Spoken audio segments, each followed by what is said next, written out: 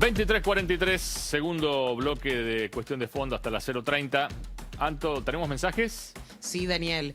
Señor Laurito, para bien de su partido y un mensaje contundente a la sociedad, no tienen que apañar a los corruptos que se han enriquecido ilícitamente en detrimento de servicios esenciales que tiene que brindar el Estado. Otro mensaje, Cotapa, más de lo mismo de una administración provincial corrupta e ineficiente que no controla ni cuida los recursos que con tanto esfuerzo aportamos los contribuyentes. Lo mismo para el escándalo de la fibra óptica. Señores de la justicia, hay que actuar de oficio ante tanto desfalco. Otro mensaje, a Laurito, si no se siente partícipe de la crisis, ya que fue gobierno de 2001 hasta el día de hoy, preguntaba un televidente. Y último mensaje, tengo un hijo con discapacidad y Osper que gasta en una fiesta de fin de año 4 millones de pesos, no nos paga las prestaciones, ya tenemos un amparo y nada. Bien, nos metemos en el tema de la fibra óptica. Luciano Garro, adelante. Bien, como anticipábamos, para entender un poco, antes de empezar a desarrollar el tema, les propongo ver esta placa donde hacemos una cronología cortita y simple de cómo ha sido este tema de la fibra óptica en Entre Ríos. Se remite a 2011, cuando el Grupo Clarín y el Gobierno Nacional estaban en una guerra realmente. Entonces se define hacer el Plan Federal de Fibra Óptica con Argentina Conectada. 2012, 2013 ya se hacen los pliegos, se licita y se adjudica una UTE integrada por Isolux, Acertis y lo conoce a OIC S.A., la misma empresa de los sobreprecios en La Roque. Bueno, por 300 millones. A raíz de esto, apenas surgió el nombre de OIC en este informe, nos remitimos a la gente de ARSAT a nivel nacional, quienes están, en principio, esto es un párrafo aparte, investigando y viendo los pliegos, porque en toda la red federal de fibra óptica que se hizo, la obra de tendido de fibra óptica tendría un sobreprecio de alrededor del 100%. Y calculan, el cálculo es muy simple. El metro de fibra óptica, con la colocación de fibra óptica, valía entre 5 y 10 dólares. En este momento el Estado lo pagó entre 20 y 25 dólares al metro. Es decir que tenía más de un 100% de sobreprecio esta fibra óptica. Y después ya en el 2015 finalizó esta obra. Son 1.768 metros de fibra óptica donde iba a conectar a 170 localidades. Era realmente un sueño porque todas las localidades iban a tener conectividad y se preveía que el Estado iba a tener al menos conexiones. Hay ciudades y ciudades muy pequeñas que directamente no tienen ningún servicio de internet y bueno, esto preveía. Si les parece, nos vamos a lo que decía en el entonces el gobernador Sergio Uribarri, donde hablaba de esta presentación de la red de fibra óptica que iba realmente a revolucionar lo que era la conectividad en Entre Ríos.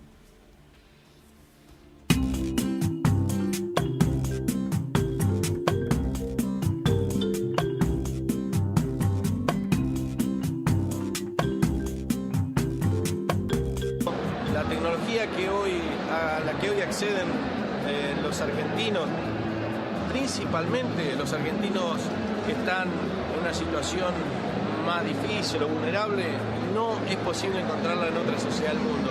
Esto es igualdad, esto es equidad, esto es justicia y se está logrando, como dije recién, con la ayuda de otros sectores de la sociedad civil, en este caso prestadores privados que invierten arriesgando como lo han hecho en otros tiempos cuando empezaron con los cables. Y esto es una bendición y lo que permite también la rapidez con que esas comunidades van a tener lo que se tiene cuando se tienen 10 megas de capacidad de comunicación, internet, televisión, teléfono, la verdad es maravilloso.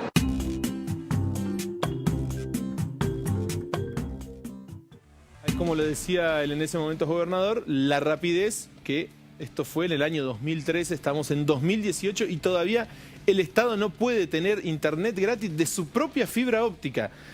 A raíz de esto fuimos a hablar con Leandro Reyes, que es director de Control y Regulación de Telecomunicaciones, quien estuvo en el proyecto desde el inicio, desde 2011, cuando empezó a tenderse la red de fibra óptica en Entre Ríos, para preguntar a ver cómo se había desarrollado con las normalidades y cuáles eran los fines de esta fibra óptica y después por qué no se cumple, por qué el Estado hoy no puede utilizarla. Así que hablamos con Leandro Reyes y nos decía lo siguiente. Es una obra prácticamente inédita a nivel mundial. En Entre Ríos estamos hablando de un tendido completo de 2.600 kilómetros de fibra óptica soterrada con 48 pelos de fibra óptica, es decir, que nos da una posibilidad de un tráfico de datos para los próximos 50 años. Para esto es un poco difícil prever con la variación, pero tenemos una plataforma para las próximas décadas muy importante. La obra está completa, la parte del soterramiento y tendido de fibra óptica, y se está avanzando en la iluminación de los nodos, es decir, los puntos de interconexión. Como estarás al tanto, es importante saberlo, esta fibra es propiedad de la empresa estatal ARSAT de Telecomunicaciones, la misma que tiene los 2 satélites de construcción nacional, ARSAT 1 y ARSAT 2, pero también tiene esta enorme plataforma de transporte de datos, que es la Red Federal de Fibra Óptica, que a la fecha tiene en la provincia ya 69 nodos iluminados, es decir, 69 puntos de conexión donde las empresas minoristas pueden interconectarse a esta red para brindar el servicio a sus usuarios. El impacto concreto que tuvo esta obra fue el derrumbe del precio del mega mayorista. Es decir, esto le permite a las pequeñas empresas, que es una prioridad para nuestro gobierno, la posibilidad de un desarrollo mucho más organizado, mucho más planificado, teniendo certezas en la calidad del servicio mayorista y sobre todo en los precios. Y esos 50 nodos que ya están activos, esos más de 50 nodos activos, ¿están funcionando? ¿Ya se pueden conectar en todos los puntos de la provincia? O sea, ¿la obra está funcionando prácticamente en un 100%? Sí, totalmente. A hoy lo que informa ARSAT en su página de datos abiertos son 69 nodos iluminados y 15 próximos a conectar, de un total de alrededor de 130, 131, 133 aproximadamente, que comprende la obra total.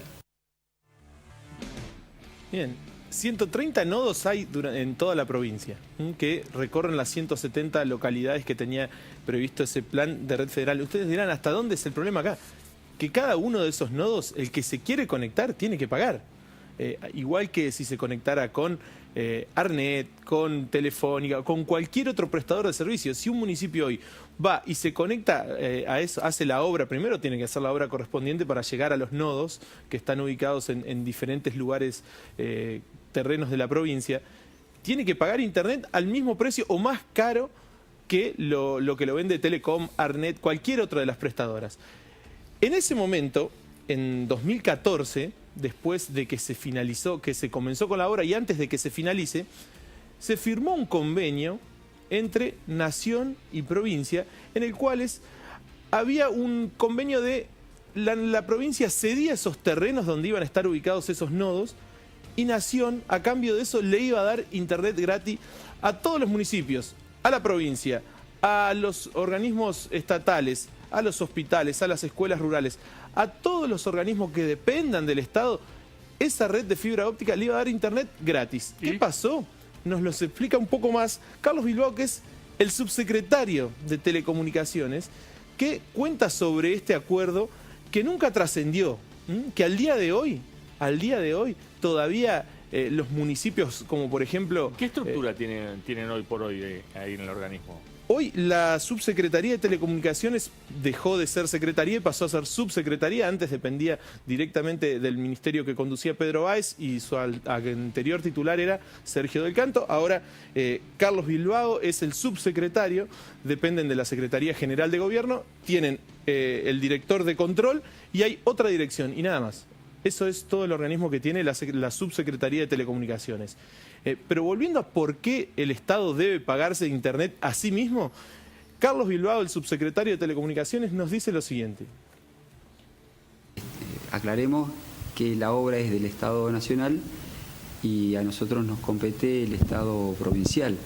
Pero sí es una paradoja que obras del Estado, al cual el Estado provincial ha contribuido y mucho para su despliegue, para su desarrollo, con la inversión de una importante cantidad de terrenos de propiedad de la provincia, hoy no pueda tener en forma gratuita o en forma discrecional, de acuerdo a un convenio que oportunamente se firmó. este convenio hablaba de que de esos 48 pelos de origen que tiene la red troncal, 12 pelos, es decir, 6 pares, pasen a ser propiedad y uso exclusivo de la provincia. Bueno, en esa negociación hoy Nación se ha plantado, pero también se ha plantado a la provincia, de que si bien es un convenio firmado en gestiones pasadas, tiene toda la validez legal que debe tener, y la provincia está haciendo los reclamos correspondientes para esto. Para nosotros, pensando en un estado estratégico y a futuro, sería altamente beneficioso para la provincia de Entre Ríos poder disponer de esta porción de pelos. Nos brindaría un gran ahorro económico en el tema de transporte de datos y comunicaciones, nos brindaría un excelente servicio en la interconexión de todos los organismos provinciales. Esta negociación la lleva adelante Eduardo Cueder, que es el secretario general de la Gobernación, y sé que va a llegar a buen puerto. ¿En qué instancia está esa negociación? Bueno, está en una instancia del planteamiento de que la provincia tiene un convenio firmado y que debe ser respetado. Y si no puede ser cumplido en su real dimensión, que la provincia tenga una compensación y no ser un cliente más de ARSAT, ¿sí? Porque hoy, como están las cosas, la provincia de Entre Ríos, el Estado provincial, en las condiciones actuales, sería un cliente más sin ningún tipo de beneficio. Cuando, vuelvo a insistir, ha aportado para esta obra logística, terrenos, infraestructuras, despliegue de personal, obra que hubiese sido imposible que se desarrolle sin este apoyo estratégico del gobierno de Entre Ríos. Bien, ahí pasaba el subsecretario de Telecomunicaciones, Carlos Bilbao, explicando un poco el trasfondo de este acuerdo. Como sé que por ahí te quedaron algunas dudas, Daniel, preparé una placa para que sepas cómo era antes y el después de la fibra óptica. Los costos de la utilización de fibra óptica, por ejemplo, en una ciudad como Paraná o Gualeguaychú, antes de este tendido de fibra óptica valía el megabyte entre 30 y 50 dólares. En Paraná estaba 50 dólares y en Gualeguaychú 30. Más o menos eso es lo que le vendía, por ejemplo, Telecom a las empresas más chiquitas que tenían un servicio, por ejemplo, satelital. En otras ciudades, como por ejemplo del interior de Entre Ríos, como por decirte María Grande, el megabyte de fibra óptica, antes del tendido de fibra que se hizo desde el Estado, valía 300 dólares. A partir del tendido de la red, ¿qué hizo ARSAT? No le dio gratis al Estado. Puso un precio de 18 dólares para el megabyte y obligó a Telecom, por ejemplo, que le cobraba 50 dólares a Paraná por megabyte, a bajar los precios. Y Telecom se bajó de 11 a 13 dólares, según la ciudad. Es decir, se equiparó el mercado. Pero esa no era la función de la fibra óptica. Claro. La función de la fibra óptica era tal como lo explicaban en el acuerdo, este acuerdo que se firmó el 7 de mayo de 2014, en una visita que hizo el ministro De Vido a Paraná, en conjunto con el gobernador Sergio Uribarri, donde era un uso compartido de la fibra óptica. De esos 48 pelos, 12 iban a ser de uso exclusivo del Estado, que con esos 12 pelos podían llevar internet a toda la provincia. Los restantes eran para hacer otros servicios, pero con los 12 pelos que el Estado quería para su uso propio, podían llevar a cada domicilio de toda la provincia internet de excelente calidad, porque la fibra óptica tiene una excelente calidad y es una, como lo decía recién uno de los funcionarios, es una obra de las más importantes que tiene el país. ¿Qué es lo que sucedió? Finaliza el gobierno del kirchnerismo en 2015, este convenio no estaba protocolarizado y de esta manera Nación lo desconoce. Provincia le dice no, esperen, todos los nodos y por los lugares donde pasa la fibra óptica es de la provincia. Nación, para ejercer ahora, para poder continuar vendiendo el servicio de fibra óptica, necesita tener un convenio por los lugares donde están ubicados los nodos que son de la provincia. En esa reunión que se está dando, que se dio hace algunas semanas atrás y que viene avanzando, que terminó quizás con algún poco de rispideces, porque el secretario general de la Gobernación, Edgardo Cuéllar, se plantó y dijo, si no nos ceden los 12 pelos que les corresponden a Entre Ríos no cede 1 metro cuadrado y no firma ninguna cesión para que esos nodos puedan seguir en los lugares de la provincia. En conclusión, hoy el Estado, por ejemplo, como lo contó Oscar Londero hace algunos programas atrás, por el servicio del 911 paga 10 millones de pesos mensuales, los municipios gastan alrededor de entre 8 y 10 millones de pesos mensuales en contratación de servicios de Internet. ¿Bajar a cuánto? Eso a cero. A cero.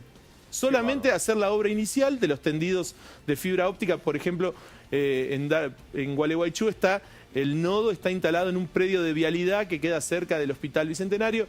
Lo único que debería hacer el municipio es hacer el tendido desde donde está el nodo hasta el municipio y podría contar con esa fibra óptica, inversión que la desquitaría en pocos meses porque a partir de ahí tendría internet gratis y conectividad gratis. Imagínese AFIP, ANSES, registros civiles, escuelas, hospitales, todos ellos contratan a los prestadores. Y un detalle que no es menor, todas las obras que se realizan de tendido de fibra óptica, desde los privados hasta los estatales, el 90% lo hace la empresa OIC, Sociedad Anónima, que es... OIXA, exactamente. El señor New, digamos. Exactamente. Un hombre cuestionado. Lo cual no descartan, o no habrían descartado desde ARSAT que anteriormente haya habido algún acuerdo implícito donde el gobierno no avanzaba con la fibra óptica siempre y cuando esta sea la empresa que maneje todas las obras privadas en Entre Ríos de tendido de fibra óptica. Bien, excelente informe y le dejamos la idea a la gente del gobierno o a los legisladores de la oposición a ver alguno que haga un pedido de informe, diga, che, ¿y esto cómo es el tema? A ver si estamos hablando de 2015 que finalizó la obra.